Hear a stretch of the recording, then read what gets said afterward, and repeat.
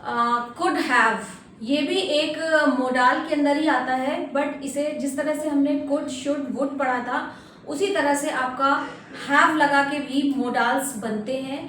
तो इन्हें हम कहते हैं परफेक्ट मोडाल्स या परफेक्ट मॉडल वर्ब। और ये इनका जो कुड हैव है इसका यूज हम करते हैं कि जहाँ पर पास्ट का कोई रिग्रेट हो, कोई पॉसिबिलिटी हो और कोई मिस्ड चांस, यानी कोई ऐसी अपॉर्चुनिटी जो निकल गई हो, हमने मिस कर दी हो, वहां पर होता है। तो आइए देख लेते हैं कि ये सेंटेंस कैसे होते हैं और कहाँ यूज करते हैं। तो जैसा कि मैंने बताया ही है आपको कि कुड हैव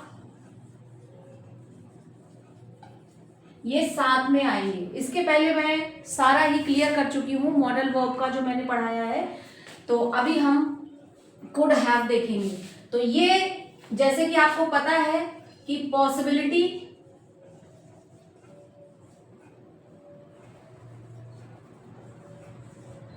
रिग्रेट और लेकिन हाँ, कौन सा रिग्रेट, मिस चांस, कोई चांस था वो हमने मिस कर दिया।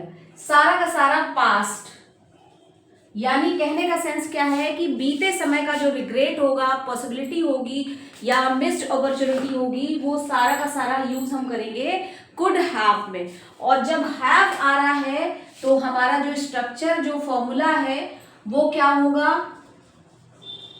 कुड हैव, हाँ जी, वर्ब की थर्ड फॉर्म। बस इतना याद रखना है कि जैसे ही किसी मोडाल में कैन, कुड में, हैव, माइट, वुड, शुड, इसमें हैव लगता है तो फर्स्ट फॉर्म के जगह पे हम तीसरी फॉर्म में यानी थर्ड फॉर्म में आ जाते हैं। अब आपको पता ही है कि जिस तरह से कुड हमें ये चीजें बताता था, लेकिन अब यहाँ पर थोड़ा सा हेरफेर हुआ है कि ये सब पास्ट का यानी बीते समय का,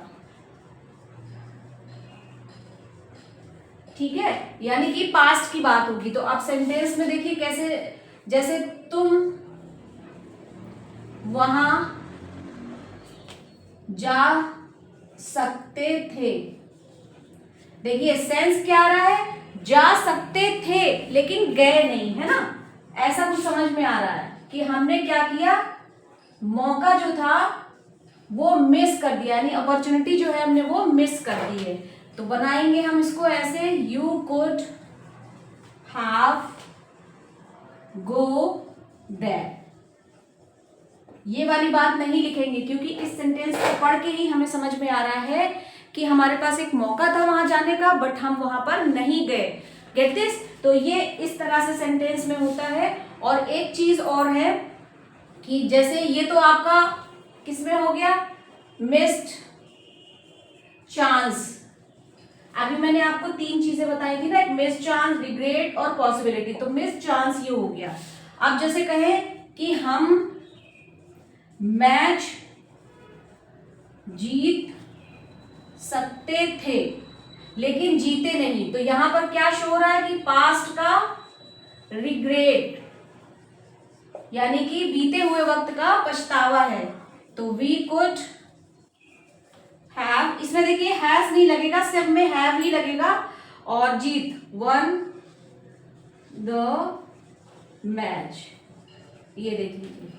तो यहां पर शो हो रहा है कि पास्ट का रिग्रेट है। और तीसरे में जैसे कह दूं मैं, कल बारिश हो सकती थी, तो आपको समझ में आ रहा है कि बारिश हो सकती थी लेकिन नहीं हुई, इसका मतलब यही है।